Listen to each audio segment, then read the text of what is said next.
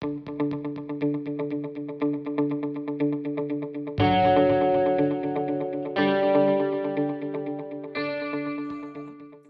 evening, I'm Peter York, President of the Media Society. Welcome back, TMS members and followers. We really missed you. We'd love to be in the Grout Show or the University Women's Club tonight, but you know, not just yet. Tonight's event is the first of our autumn-winter schedule. There's more to come, watch our site. It's about the new plan for regular number 10 press briefings to start soon. But what does it mean? Is it modern transparency or White House-style extreme news management? Should we worry about it? We've got three brilliant observers of Parliament here to explain what's going on. Chairing their discussion is TMS Council member and former BBC grandee Phil Harding. And before I hand over to Phil, I'd just like to say, if you enjoyed tonight's discussion, there's more where that came from. If you're not a member yet, join us. And as for money, please give generously to keep TMS going in hard times. Over to you, Phil.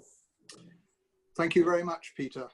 Good evening, everyone. I'm really glad you could join us for what promises to be a really fascinating session. Now, this evening is about a battle. It's a battle over the way political news is reported in this country. And at stake is control of the way that you get to hear about political events and government policies.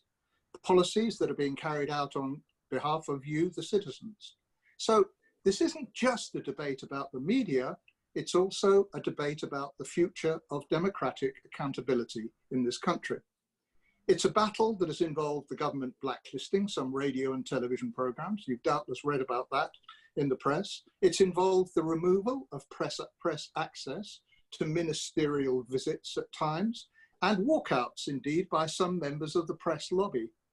And now, of course, we have the promise, or is it a threat, of the introduction of regular afternoon White House style on-camera briefings by a new Downing Street spokesperson.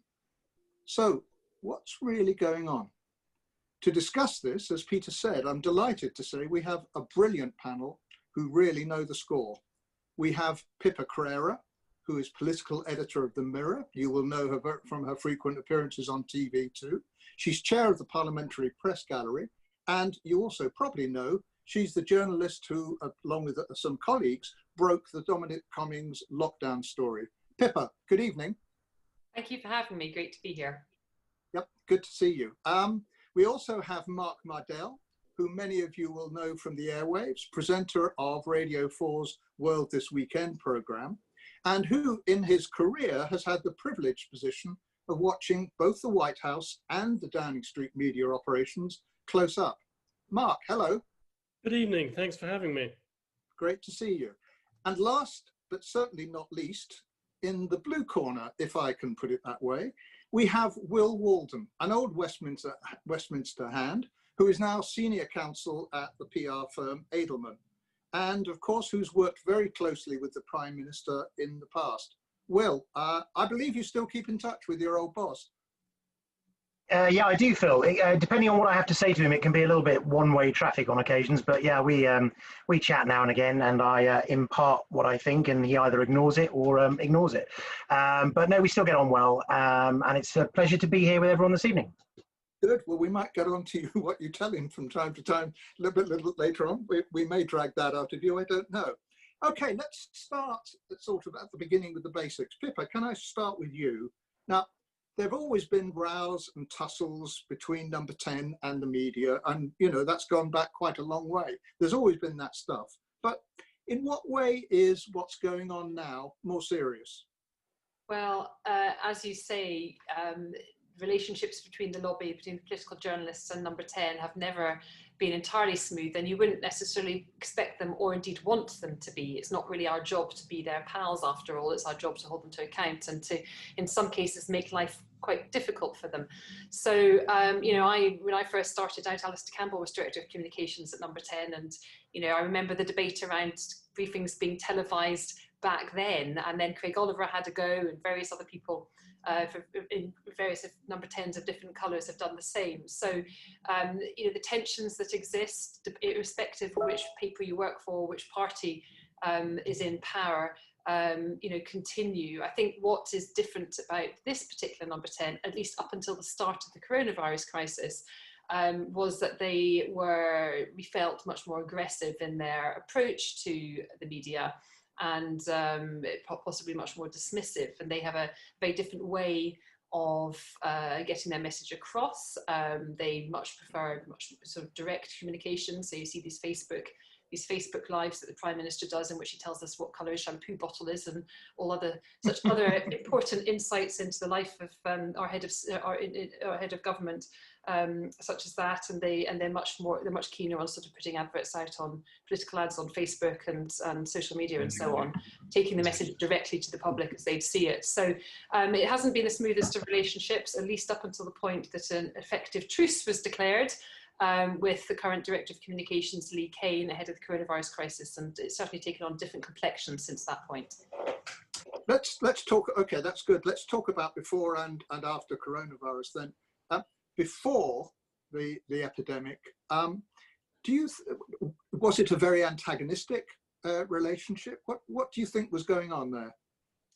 Well, I think initially when Boris Johnson came in last July, he feels like such a long time ago now. Different world, doesn't it? I myself had a perfectly decent relationship with Number 10. Now, don't forget, I'm political editor of the Mirror, which is probably the paper which is most likely to be snapping at the heels of those in government.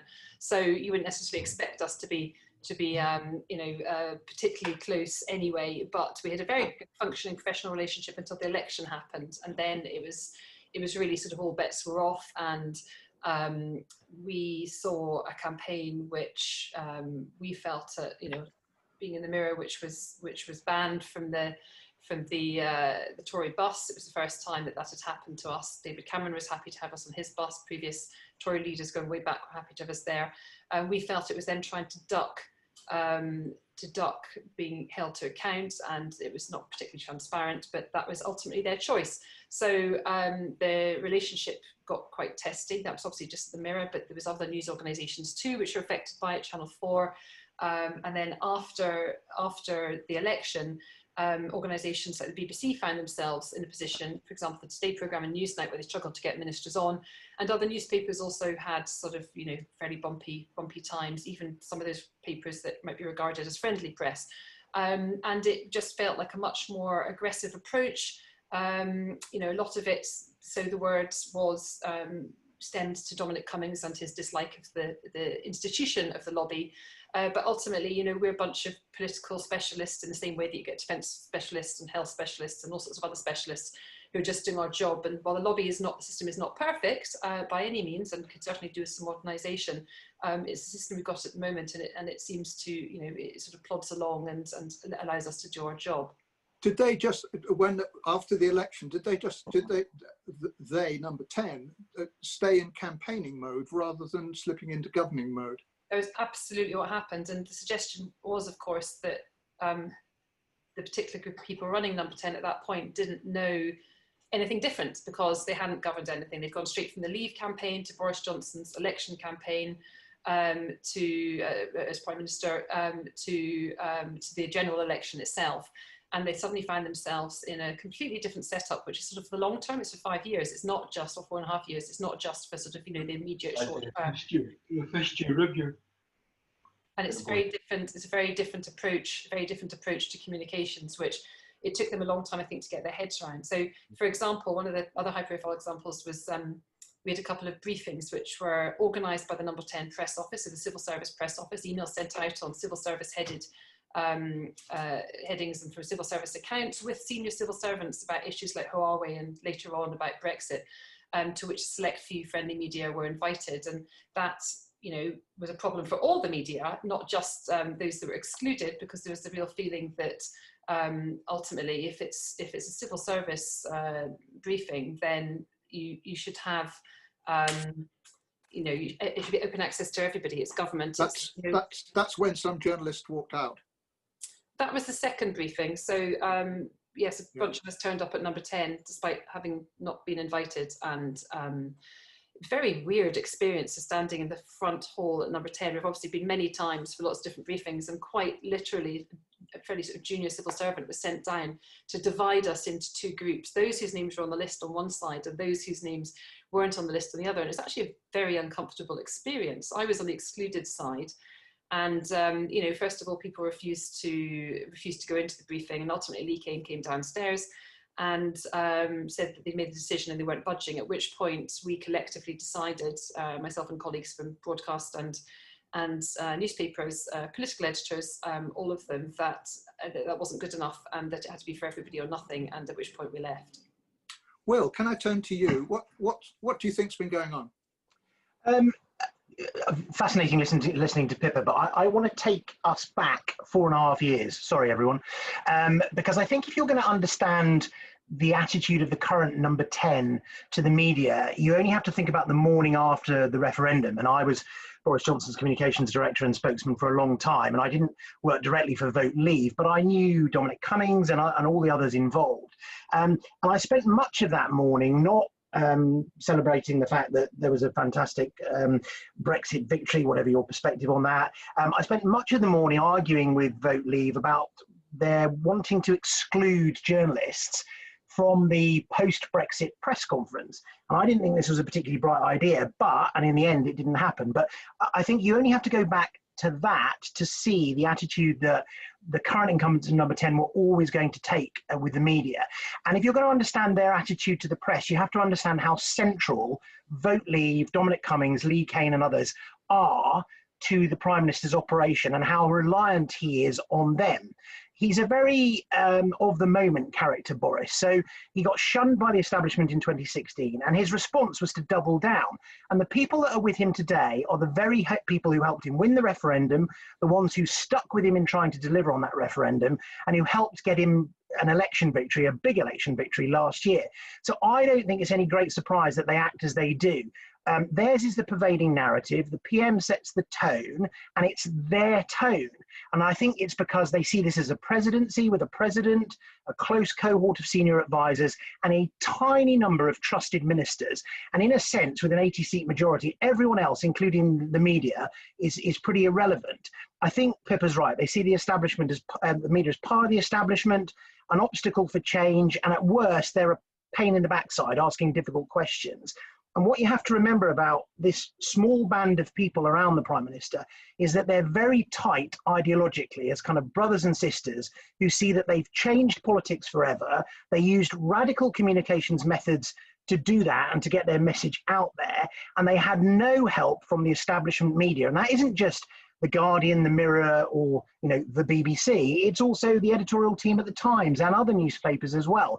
And I think it should be no surprise that they've taken a very campaigning attitude, which is basically, we're going to talk above the heads of people in order to get to the voters. One final point.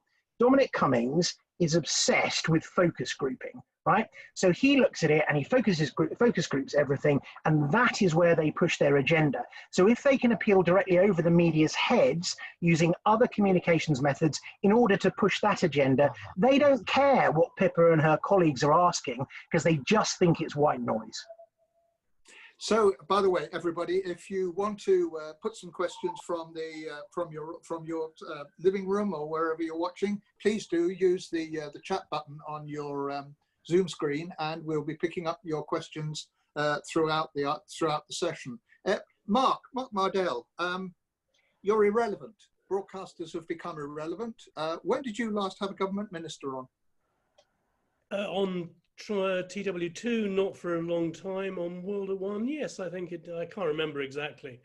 But I mean, it's always been a struggle to get them on. I don't think they think the broadcasters are irrelevant, or we wouldn't be talking about what we're talking about today, having a televised news conference. So I think they care very much about what's broadcast.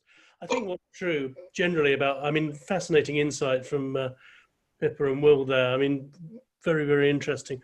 But I think I agree with Tolstoy about unhappy families all being unhappy in different ways. Most governments are unhappy with the media in different ways, and over their lifetime, over their span, they fall out and they will get aggressive towards it. I think what is different, and I think Will put his finger on it and gave a sort of inside track, is the whole style of this government is confrontational. It's taking us to the brink and going over the brink, being deliberately not just willing to defy convention, but government by bombshell. And I think the media, just as part of that, gets caught up in that anything that's gone before, any normal way of doing things, must be wrong.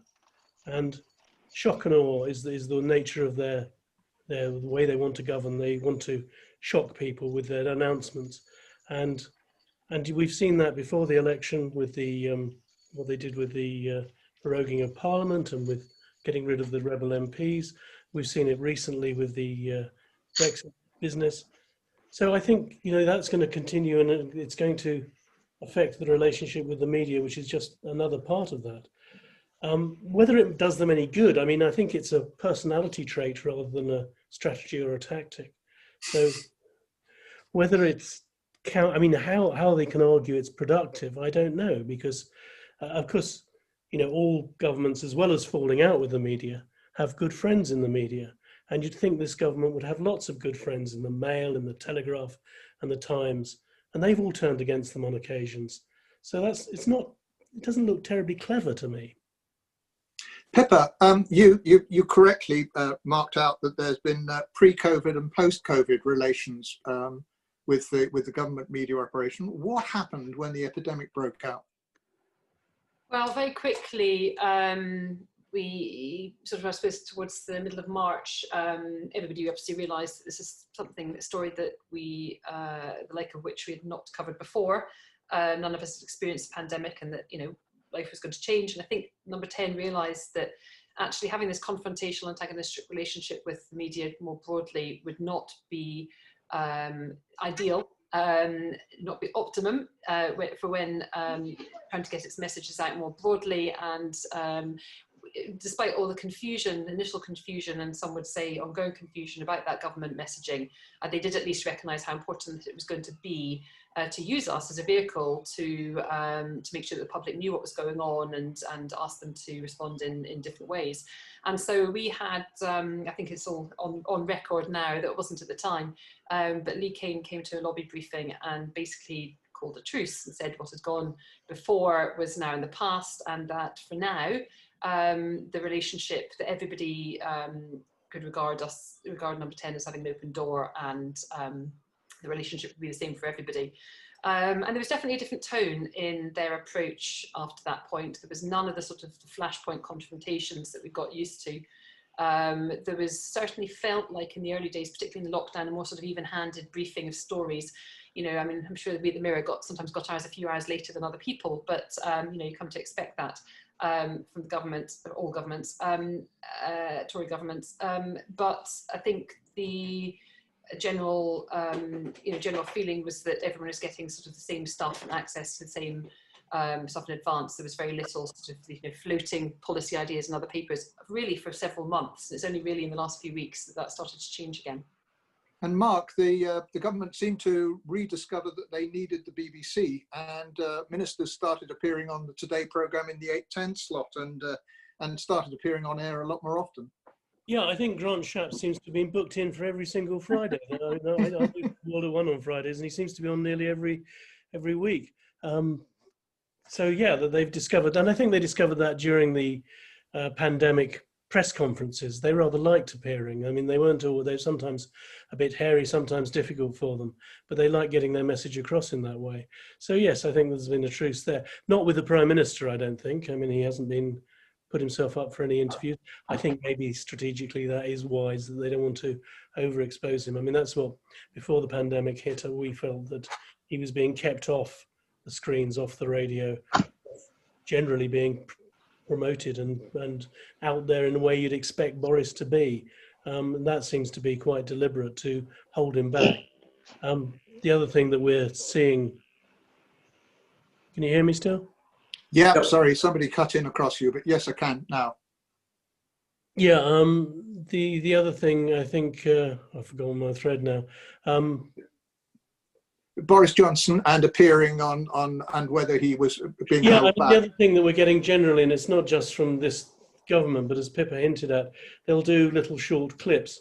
What I've been doing today, and with a political message in there, rather than push themselves up for an interview, and that's something that exercises the BBC an awful lot. BBC refused to use one Boris Johnson clip one time, didn't they, I think? Yeah, and I felt that was personally, I do what the organisation says. There's lots of people, maybe not wiser than me, but certainly better paid than me to making that decision. I felt it's a bit silly, really, because when it's a big statement by the Prime Minister, you don't say you can't carry a Tory party conference speech or a speech because you don't have a chance to ask questions.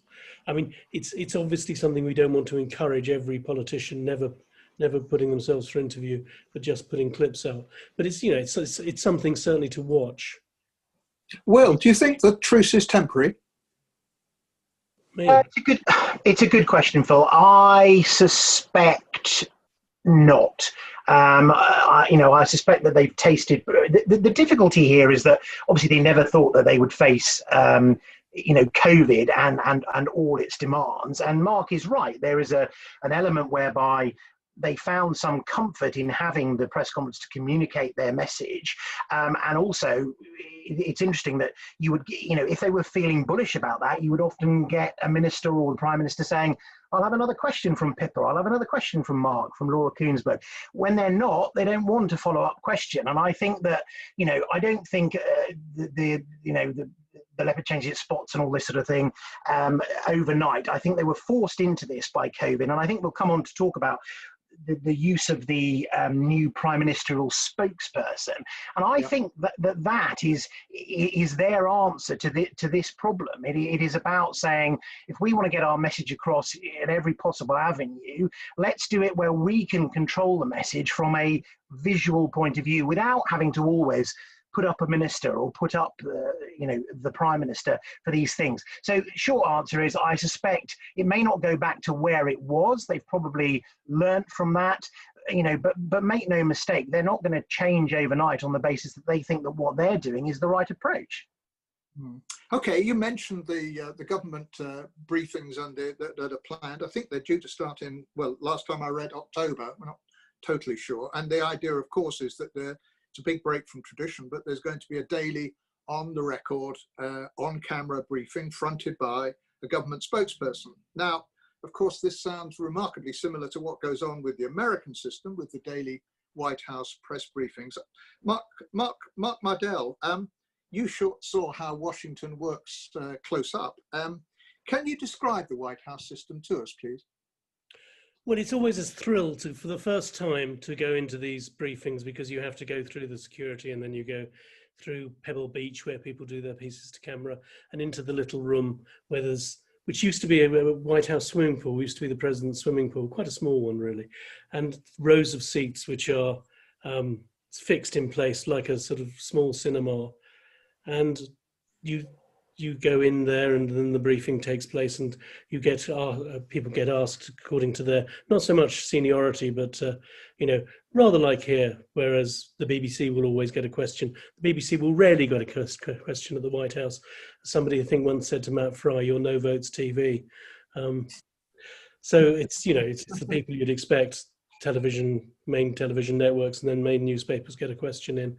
But there'll be a sort of 20-minute briefing first of all.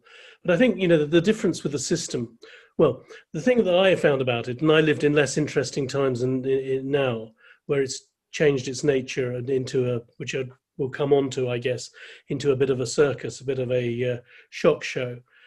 But as I say, it was a delight to go there and see behind the scenes, and just behind this room I'm describing, there's a lot of where they actually do the writing up of the stories, a lot of very old-fashioned looking equipment, and it's got a sort of 50s feel to it almost. And so it's really thrilling to go into that. But after a while, you realise you're getting absolutely nothing out of it whatsoever, particularly from a British media perspective. I mean, obviously there are White House correspondents who go along religiously, but what it does is dominate your day if you go to it. It takes time to get to the White House from wherever you're based. It takes time to go through security. You sit around, they don't always start on time. I've sat there for an hour or more waiting for them to start. So they dominate your day. They're not worth it. I ended up, when I was in Washington, which I in many ways tried to avoid being in Washington the whole time, but watching it from my office, because you're not going to get a huge amount out of it. You're going to get one clip, if that. So I think that's a danger to watch out for. It's different, of course, the American system, because the president is the main person. And although obviously what the Treasury Secretary says or Secretary of State is important, there's not the whole panoply of ministers like you get here who you'd be interested in hearing from. So the presidential spokesman very much, stands in for the president. And obviously when the president speaks, that wipes out their responsibility. You're not going to use them that day. But they're...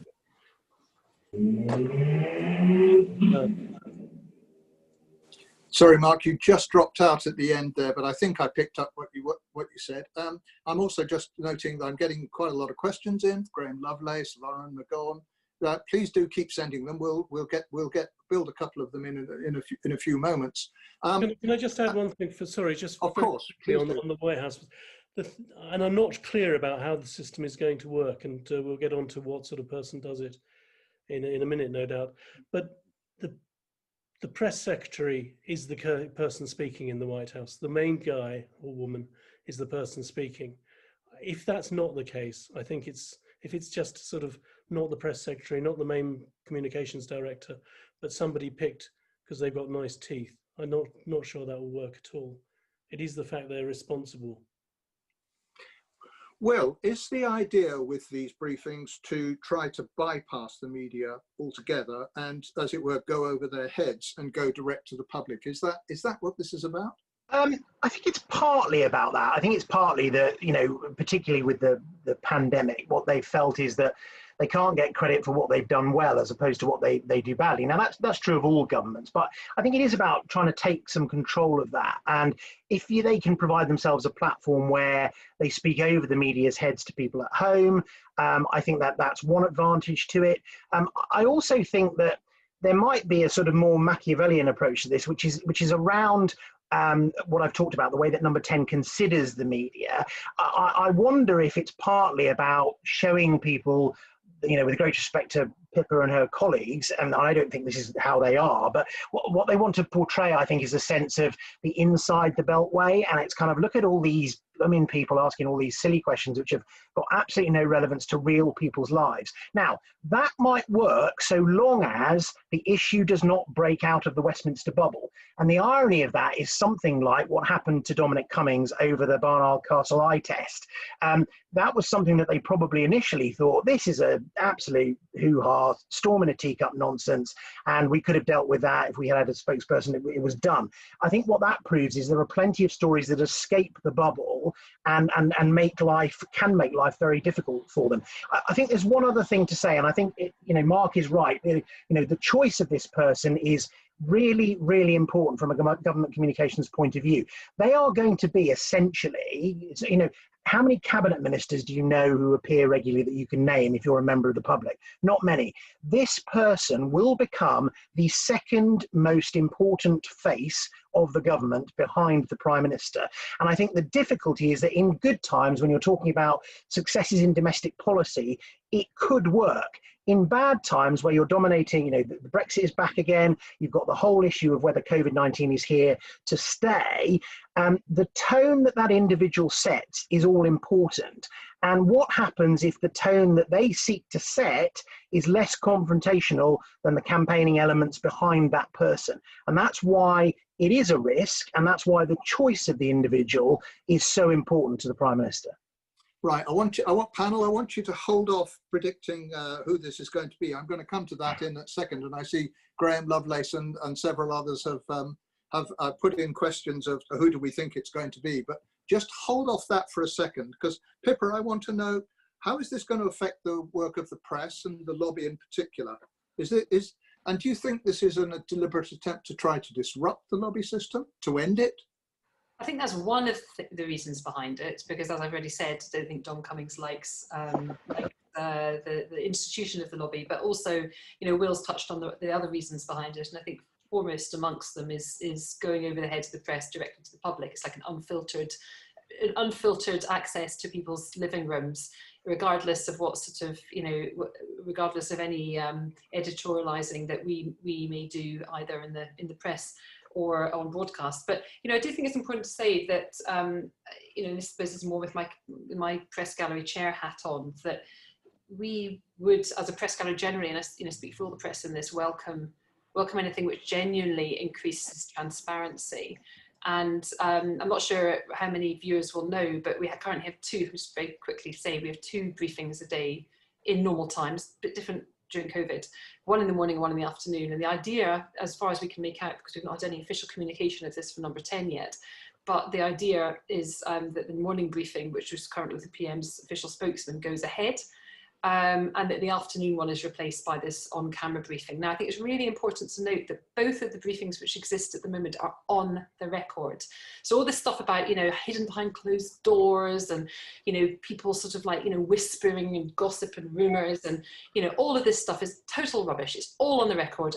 Everything can be accessed and reported, and is reported at the moment. The big difference is that the second one will be on camera. And I suspect what will happen is that the morning briefing will provide us with the sort of, the really boring, ironing out all the wrinkles in what the government's doing in legislation and its plans, when stuff's happening, guidance, background, all that sort of stuff. The real business will happen there. That's where we'll be properly informed. And the afternoon will provide the broadcasters clips. Probably they'll ask the same question in 3 different ways, because ITV, Sky, BBC all have their own version of the same package to go up on their 6 and 10 and radio and sort of top their news bulletins on the radio. And they won't actually be, how much more illuminated will we be at the end of them? But, as Will rightly says, it may work for them in the good times, but at the moment, particularly when things are tricky for them, it could go really horribly wrong.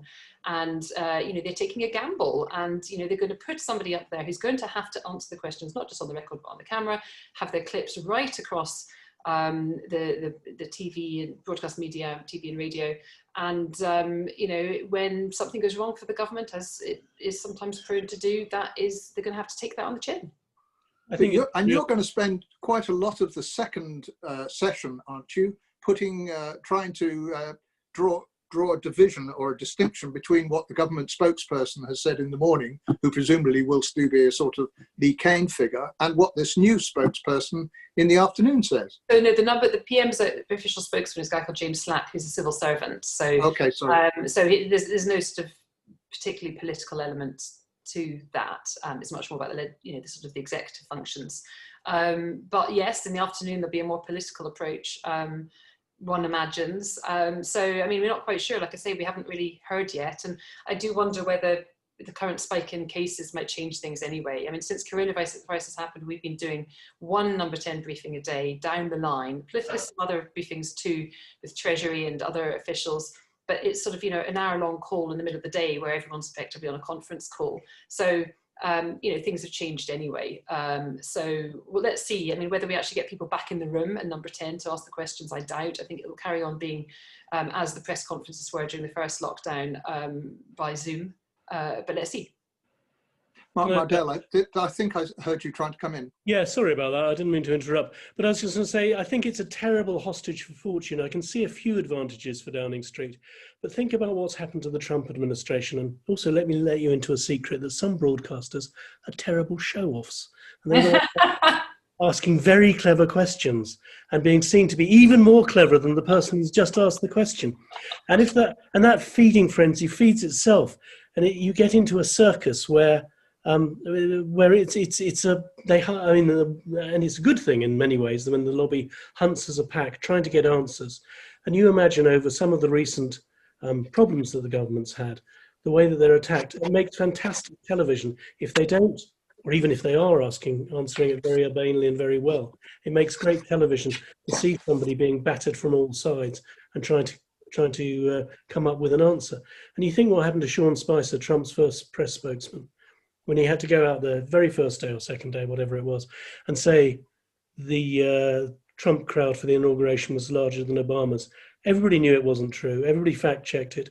Everybody had a go at him. He was gone within a few days because you can't go out there and defend a policy that isn't true, and you can be embarrassed yourself. Imagine you were talking about the Cummings, which was a good spectacle anyway, the the questions and after to the man directly. But think of the few days before that, leading up to that, you'd have that on camera with somebody else. Let me put a question to you from John Forrest, which is, he says, it's unsettling to hear press representatives in the USA having to shout questions and being ignored by the people with power. It belittles the press.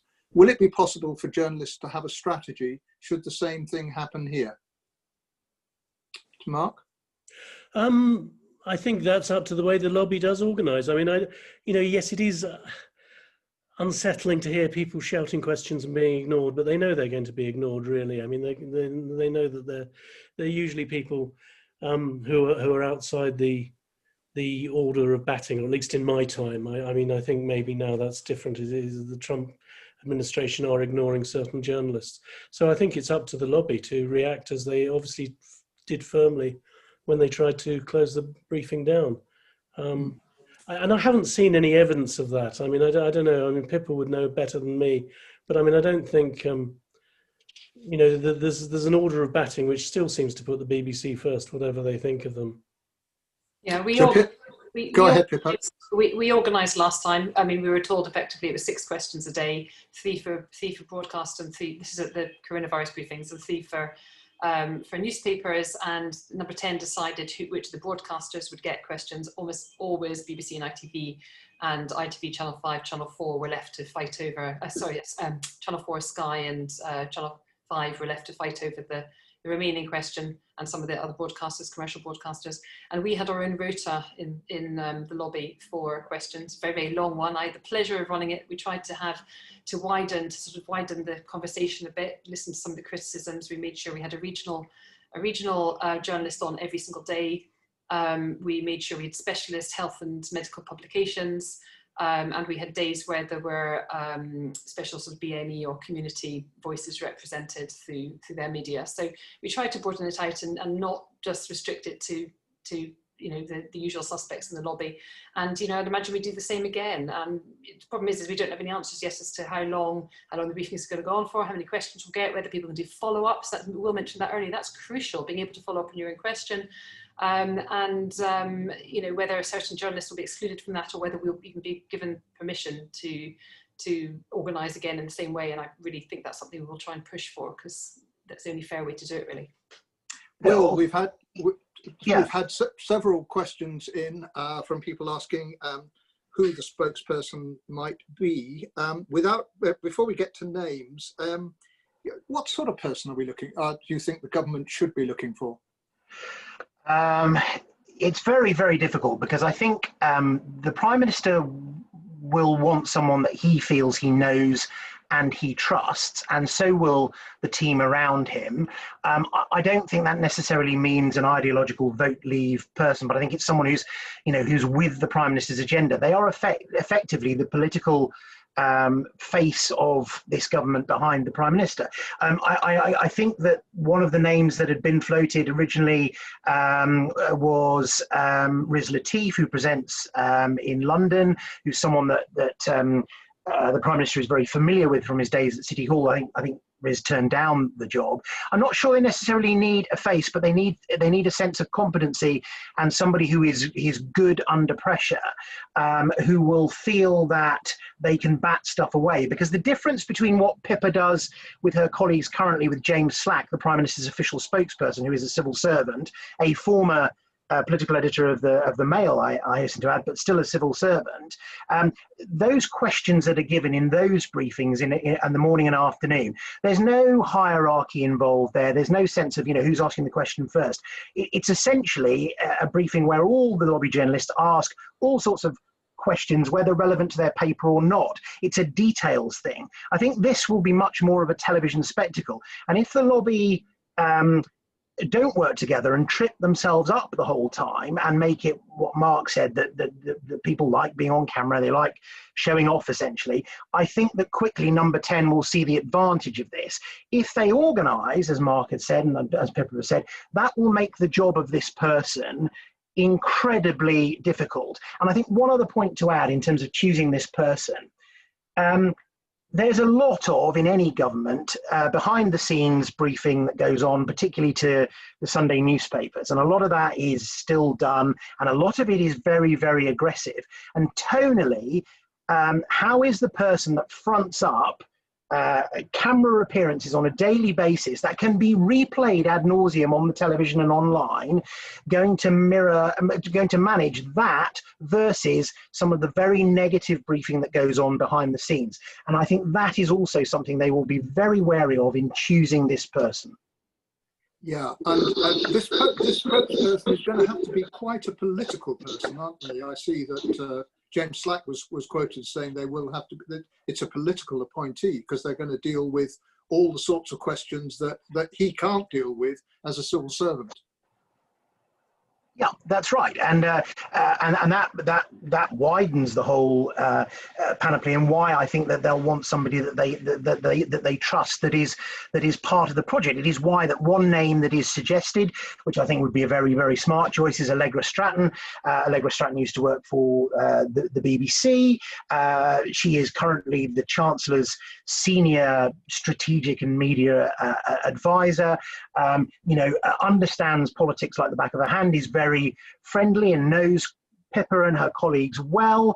I think someone like that who is part of the inner firmament already and is fundamentally trusted, but also comes from a significant journalistic pedigree, would be, in my view, probably the sort of person they're looking for. I have no idea whether Allegra is keen to move from her current role to do that, but she is certainly a name that's been suggested.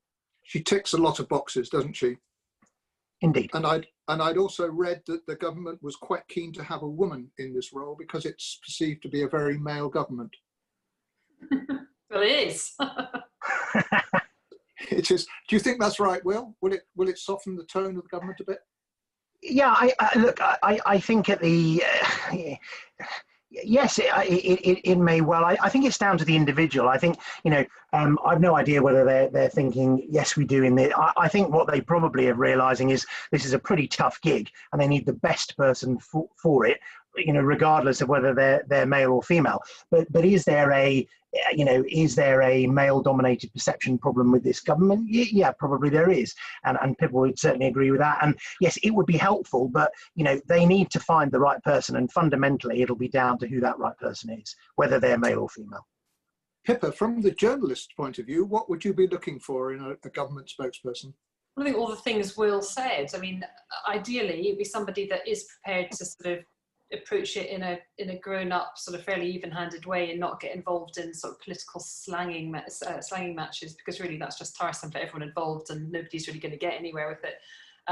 We want somebody that is going to be in the room, as in the Prime Minister's room, so knows what's going on. Again, there's no point asking questions to somebody that really is sort of either second guessing or doesn't have that sort of access themselves. We want somebody who is transparent. If things go wrong, be prepared to admit it. I mean, an apology can go a long way sometimes. Recognise when actually it's best just to fess up and say, no, we don't have a well-beating testing system, or yes, I did go to Barnard Castle I did go to Durham with my family, but we're all human, rather than pushing on and doubling down and taking an aggressive stance that ends up really a story blowing out of control. Somebody like Allegra, I mean, I don't know whether she's interested in doing the job, but hers is certainly the name that has been widely tipped. I think would be seen by most people in the lobby as a good choice. She's a grown-up, she is a professional, she treats people with respect, and one would imagine were she to get that role, she'd be plugged in. So I'm not, somebody of that ilk, I think, is what we're looking for. And just to come in on what Pippa said there, I think it's important for, not only does the Prime Minister trust this person, but they, in a sense, they have their own mind. Because someone like Allegra Stratton, I have no idea if she wants to do it, or someone similar, they will have very much their own views. And what I don't think this will work if this will be a line-trotting exercise. That person has to be a strong professional who has the trust of the lobby that what they are saying is the truth. And I totally agree with Pippa's point about an apology going a long way. One of the great criticisms, and I think there is some truth in this, is that the Prime Minister himself has always been, and Pippa will know this from her days at City Hall, has always been averse to admitting mistakes or wrongdoing, because he genuinely feels, and there's some, I can understand this, that if you do, that is constantly replayed at you by your opponents. But I don't think that will be a sustainable position for the Prime Minister's official spokesperson on camera. They have to have a mind of their own, and they have to be prepared to presumably say to the Prime Minister and to Lee Kane and Dominic Cummings of a morning, we have to say this or we have to say that. And I think that the true test of that will be, does that person get their way in terms of handling these press briefings the way they need to handle them? If they don't, it will come apart very, very quickly. Mark, drawing on your experience from the States, can you answer the question from Jacob Krupa, who sent it in? Will the focus on government briefings as television events make it more difficult to actually scrutinise the government? No, I don't think it will. I think that for all the advantages that the government may get out of it, and I think the primary one is the buck doesn't stop with the Prime Minister, but stops some way short of him. So somebody is answering the questions. And it does make it, for a Westminster focused, number 10 focused system, even more drawing people into the orbit of number 10 and reliant on that. For those minuscule advantages, I think having somebody on the record, and I understand, that unlike in my day, the lobby briefings are on the record, but having something on the record, somebody saying last month that orange is mainly yellow, and this week saying that it's actually really red, and playing those side by side gives a lot of clout. And I think that's important. So I don't think it will diminish I think it will play in the end, although it will be annoying in many ways, it'll play to the journalist's advantage in pushing. Will the broadcasters want to carry these briefings live? Well, it's been said that they won't, first of all, or that they won't eventually. But I think, first of all, they're bound to. It's going to be such an event that it would be ridiculous not to carry them live. Whether you do, I mean, I think you'd probably find the same as you did over the COVID briefings, that they're gripping, they're essential for the first weeks. And of course, then you had a real crisis that you wanted to explore as well. After that, it gets a bit, why are we playing the whole thing? And I think you will find, it depends what else is going on. I don't think they have to be a must do. But I wanted to come back to who it is. And I don't have any names in the frame, but I want to strongly agree with both of them, what Pippa and Will have said, that there's two things that matter, clout and personality. I was having fun thinking up a little earlier what it would have been like my first press secretary when I was first in the lobby, Bernard Ingham, what it would have been like if the gruff Yorkshireman had been on camera defending absolutely Mrs. Thatcher under any circumstances whatsoever, sort of getting really overheated, compared to somebody like Gus O'Donnell, God, who ended up, of course, topping the civil service. But he was very urbane, very sympathetic, explaining things, very cool and calm and collected. And I think in the end, although I would rather, as sport, as a journalist, to see, and as a television and radio broadcaster, to see somebody with an extravagant personality doing it. I think somebody calm would suit them better. But I also think that and I mean, this point has been made, but the clout to be able to go into the Prime Minister and say, what's really going on? What is going on? Can we sell this to the public?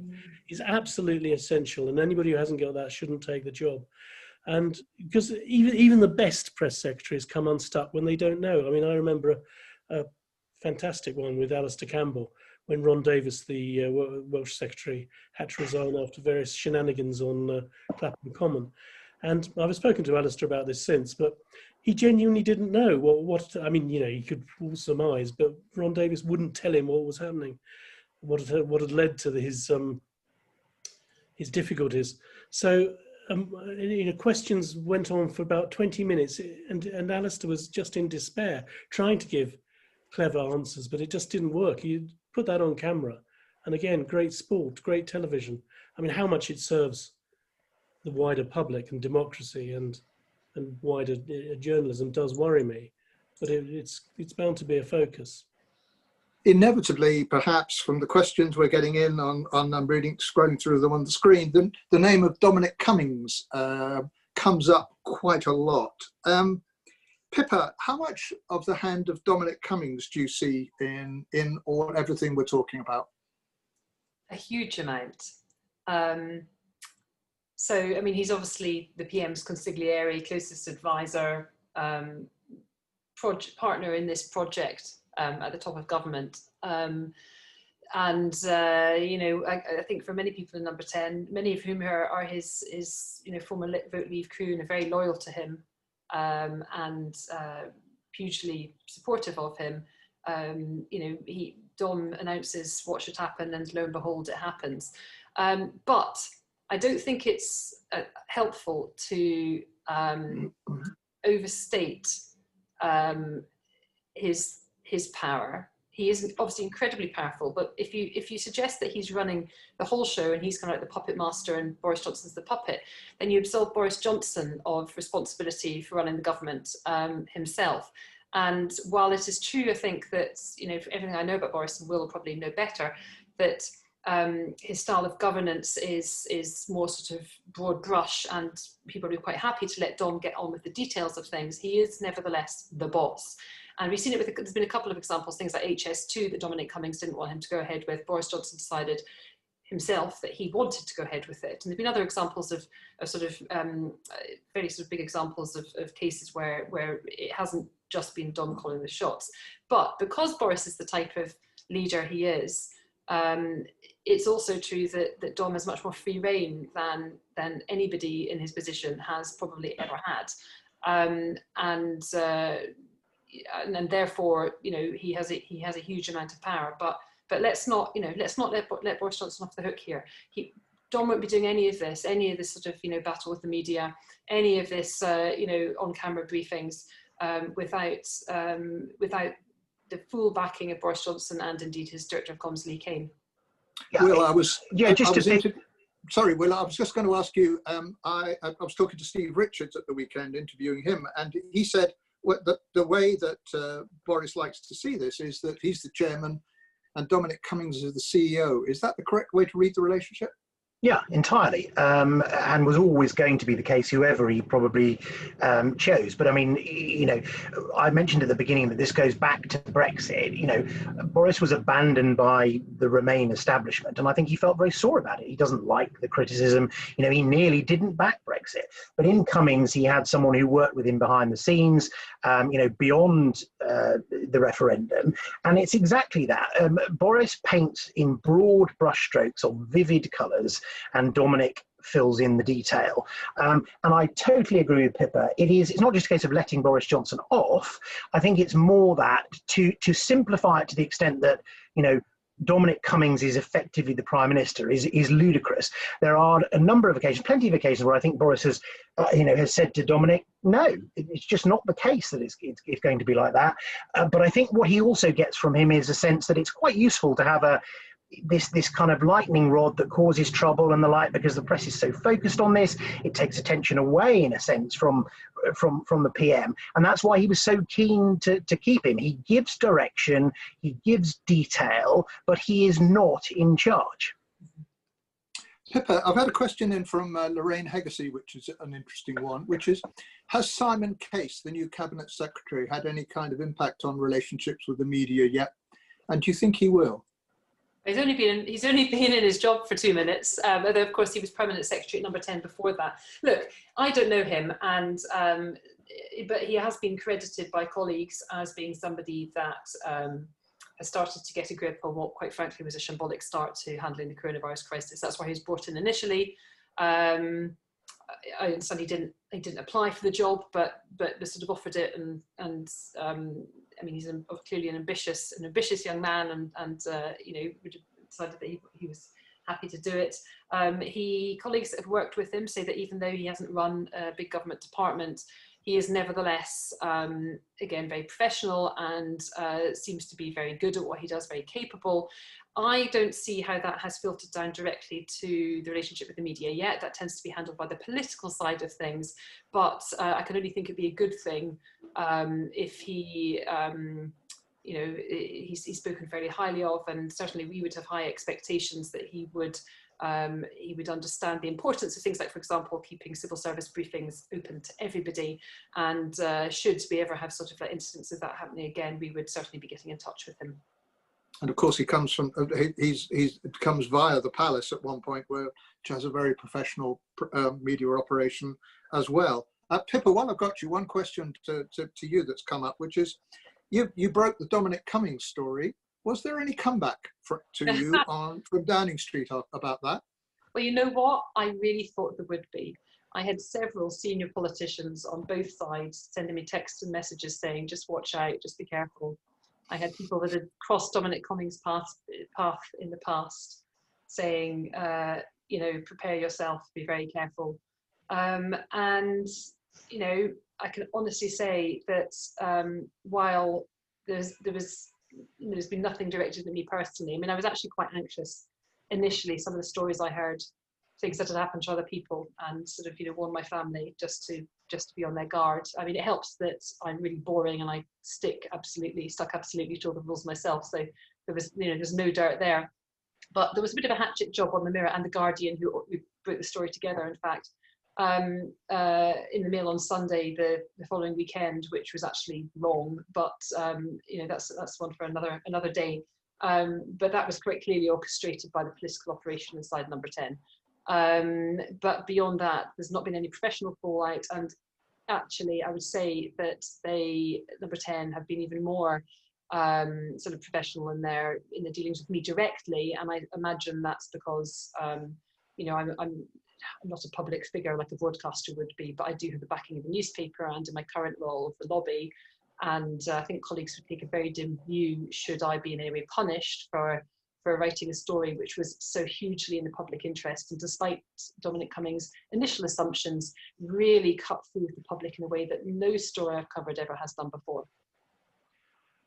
That's very interesting. Very interesting. Okay, Phil, just quickly, one point. In Pippa's defence, and you know, she's known the Prime Minister a long time and covered him at City Hall. I don't think it's not a left-right thing. When you look at the attitude that was taken pre-COVID to the Sunday Times, you know, Tim Shipman, the political editor, was very, very close to the Operation Number 10, was effectively ostracised for a good period of time, not because of what he was writing, as my understanding, but because of what the rest of the paper was writing and the editorial stance, and also some of the work that the Insight team at the Sunday Times had done. So I think this crosses it's not as simple as Guardian Mirror. I think it's more complicated than that. I think that's worth saying. Yeah, they didn't like the Insight stuff at all, did they? Okay, we're going to wrap just before 7. So one question to all three of you, please, and it's this. At the end of all this, when we got a new briefing system and whatever the new arrangements on the lobby and so on, will the public be better or worse served by a new system of information? Do you want to start, Mark? I think, as I said, that people will be better served by having stuff on the record, being able to scrutinise somebody on the record, and that is of advantage. I think Number 10 pulling people even closer into its orbit, making what Number 10 says the focus of all journalism, which of course it is what the Prime Minister does, and what Number 10 does is what the government does. That is hugely important. But squeezing out other stories and other angles of politics is not a good thing. Will? I think it all comes down to how you define, you know, better informed. And I suspect I said better served. Oh, better served. Apologies. Okay, definitely not necessarily better informed, and probably not better served. I think this is an experiment and it's a risk, and I think it may well be. I hope it is not. I hope it helps. I hope it serves the public better, but I suspect it may be a short-lived experiment. Pippa? I'm going to be optimistic about it and say that we will make the most of it. But we're also recognising that a huge amount of this, in terms of your question about whether the public will be better served, comes down to how political journalists respond to the briefing.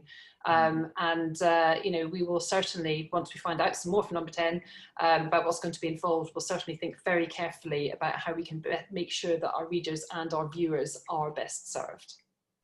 Well, that's a very good point to end on, because in the end, this is about journalism, but it's what that journalism does for the public, of course. Can I first of all thank our fantastic panel, thank all three of you. You really were great, and that was really, really interesting conversation. So thank you to all of you, and thank you to that. Can I thank our audience for the questions? I'm sorry I didn't get them all in, but I tried to get some of them in, and I deleted one or two of the more abusive ones. But thank you for all of them. And can I thank the behind-the-scenes team at the Media Society for making this run so smoothly. It's technologically interesting. Can I thank tonight's producer, Stefan Boskia, who did a terrific job of assembling our panel for the evening. Can I just echo what Peter said at the very end? There are more events coming over the coming weeks, so please do look at the website. Please, if you are not a member of the Media Society yet, do come and join us. It's not very much money to join, but we would love to have you come and join us. And while we're talking about money, if you came into tonight's event for free, then perhaps you would like to make a donation, something, if you enjoyed it and you found it worthwhile. And please do help us keep going in these hard times. Okay, thank you to everybody, and a very good night to all of you.